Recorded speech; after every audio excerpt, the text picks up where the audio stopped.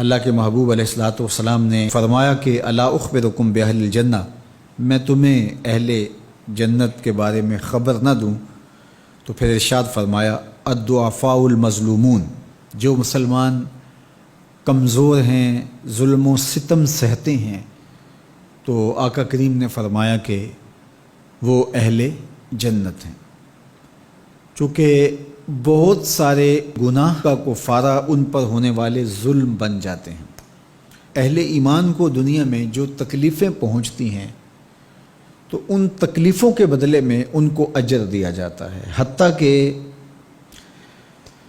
جو اہل ایمان کے پاؤں میں کانٹا بھی چبھتا ہے اللہ اس کی بھی ان کو جزا عطا کرتا ہے۔ اور ایک حدیث پاک میں آتا ہے کہ اہل بلا کو جو قیامت کے دن اجر و صلہ عطا کیا جائے گا تو لوگ آرزو کریں گے کاش کہ ہماری کھال اور ہمارا جسم لوہے کی کینچیوں سے کاٹ دیا گیا ہوتا، تو آج جو صلہ اس کا حشر کے روز دیا جا رہا ہے۔ تو حالات میں بعض اوقات اس طرح کی صورت بن جاتی ہے کہ یا آپ ظالم بنیں یا آپ مظلوم بنیں، تو اس وقت مظلوم بننے کو اختیار کر لیجئے گا، ظالم کبھی بھی نہ بنیے گا، چونکہ ظالم کا ٹھکانہ آتش دوزخ ہے اور مظلوم کی جگہ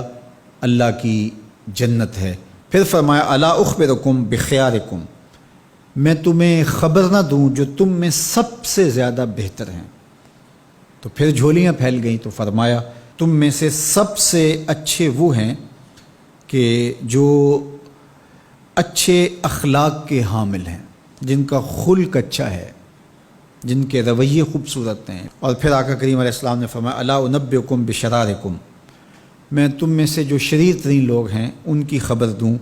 السرسارون المتشدقون المتفہقون،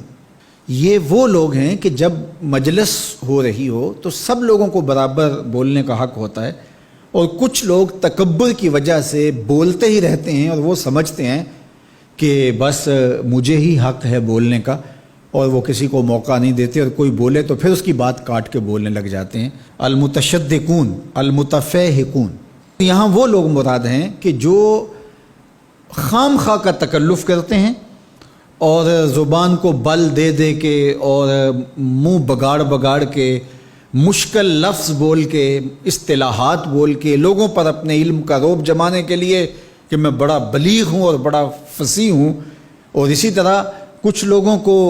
یہ بڑا ہوتا ہے کہ وہ فرنگی زبانیں جانتے ہیں، تو وہ عام دیہاتی لوگوں کے ساتھ بھی گفتگو کریں تو وہ مشکل سے مشکل الفاظ بولتے ہیں، جبکہ وہ بیچارے تو سادی زبان سمجھنے سے بھی قاصر ہوتے ہیں۔ تو یہ کوئی دانش مندی نہیں ہوتی کہ آپ جو ہے وہ بھاری بھرکم الفاظ بول کر کسی کے اوپر جو ہے وہ رعب جما رہے ہوں، تو یہ بات نہیں ہوتی۔ جب بات کریں آپ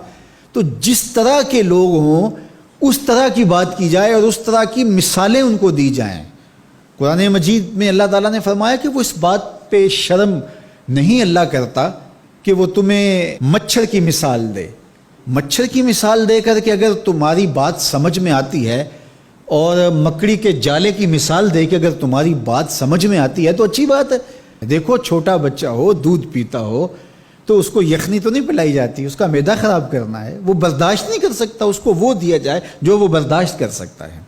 اس لیے آپ کے مخاطبین کس طرح کے ہیں؟ کلم الناس علی قدر عقولہم لا علی عقولکم، میرے اور آپ کے آقا و مولا نے فرمایا جب بات کرو تو لوگوں کے فہم کے مطابق کرو، اپنے فہم اور اپنی عقل کے مطابق نہ کرو۔ علامہ اقبال علیہ رحمہ کی شاعری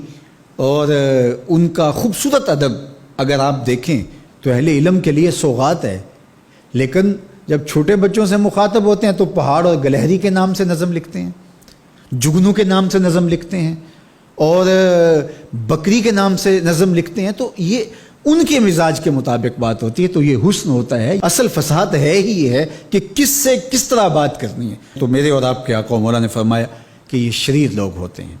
تو اللہ تعالی ہم سب کو اس کی توفیق عطا فرمائے کہ ہم نہ تو اہل دوزخ سے ہوں اور نہ شریروں میں ہمارا شمار ہو۔